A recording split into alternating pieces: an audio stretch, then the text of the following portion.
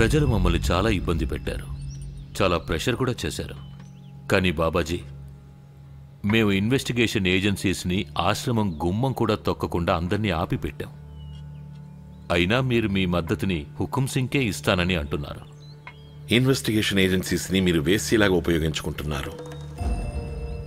ఈ కత్తికి రెండు వైపులా పదునుంటుంది సీఎం గారు. మమ్మల్ని నరికిన అదే కత్తి మిమ్మల్ని కూడా నరుకుతుందన్న విషయం మర్చిపోకండి. కాబట్టి మిమ్మల్ని మీరు కాపాడుకోండి ముఖ్యమంత్రి గారు. నేనెప్పటికీ తెరిచిన పుస్తకమే. కానీ మేమసలు ఏం చేసామని? చెయ్యలేదు, కానీ ప్రయత్నించారు కదా. ఆ ఐజీ శర్మని మా ఇంటికి పంపారు కదా. అయ్యో బాబు, ఐసీయూ పాలయ్యాడు.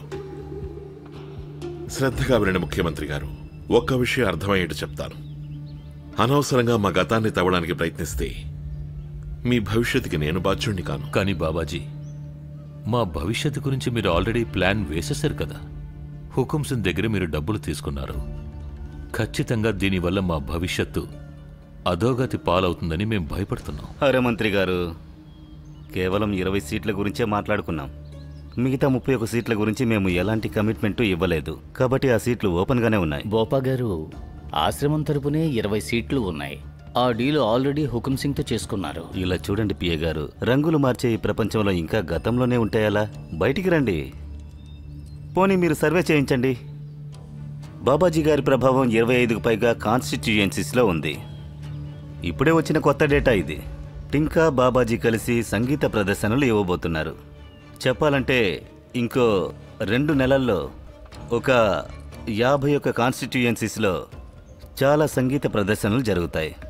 పిల్లల నుంచి ముసలి వాళ్ళ వరకు ఒకరి పేరే చెప్తారు, బాబాజీ. అర్థం చేసుకోండి.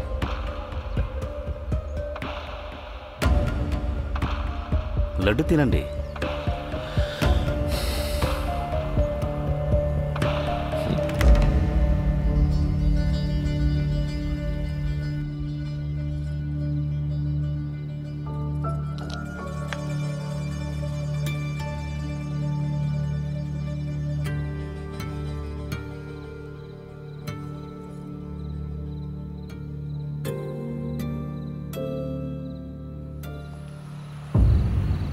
సర్వం దేవం.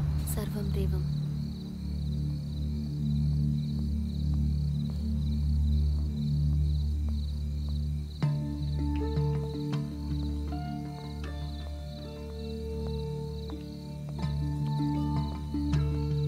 సర్వం దేవం.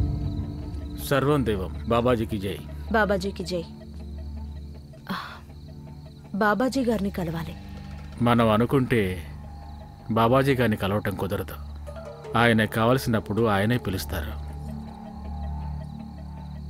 ఒకవేళ కుదిరితే ఆయనతో చెప్తారా బబితా వచ్చింది అని?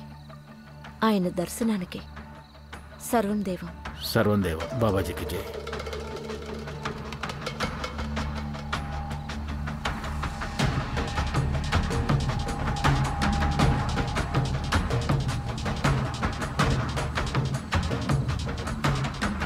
ఈసారి మీ అనుగ్రహంతో మా గవర్నమెంట్ ఫామ్ అవ్వాలి, అంతే. ఇంకేం అక్కర్లేదు.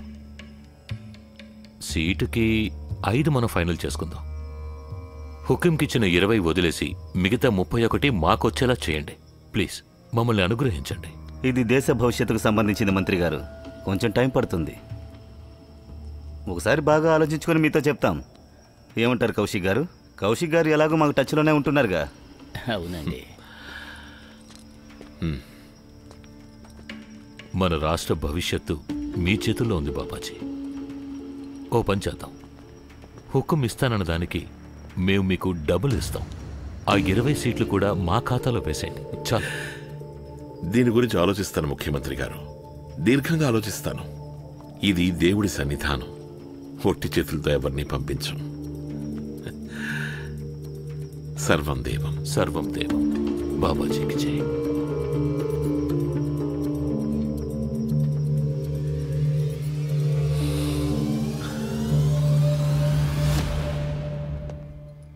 సర్వం దేవం అక్కయ్య గారు. అరే సర్వం దేవం సన్నిబాయ్. ఈరోజు బాబాజీ గారు బబితా సిస్టర్ని పిలిచారు. బబితానా? ఈరోజు మళ్ళీయా? కానీ నిన్నేగా తను లడ్డు తినింది. అయితే సిస్టర్, విజయానికి రహస్యంలో ఏం రాస్తుందో తెలుసా? లడ్డు మనకు నచ్చిందనుకోండి, రెండోసారి తినడంలో ఎలాంటి తప్పు లేదు.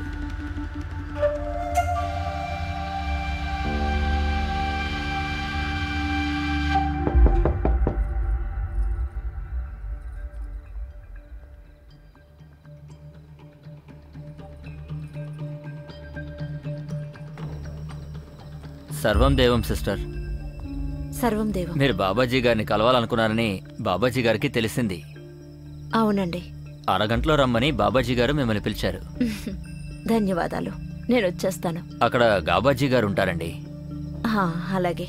సర్వం దేవం. సర్వం దేవం.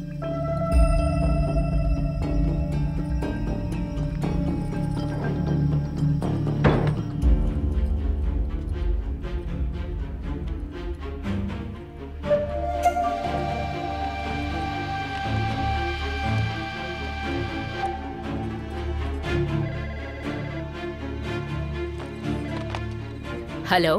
మళ్ళీ రెండో రోజు కూడా పిలిచారు. ఈ బబిత ఏదో మాయ చేసింది. దాని మీద నాకు మొదటి నుంచే అనుమానంగానే ఉంది. ఖచ్చితంగా తనేదో డబుల్ గేమ్ ఆడుతోంది.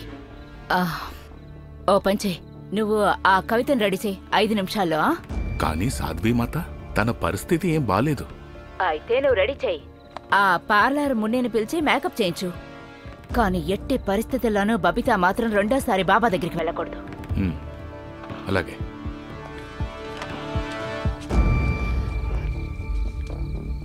చాలే, ముఖ్యమైన పని వచ్చింది.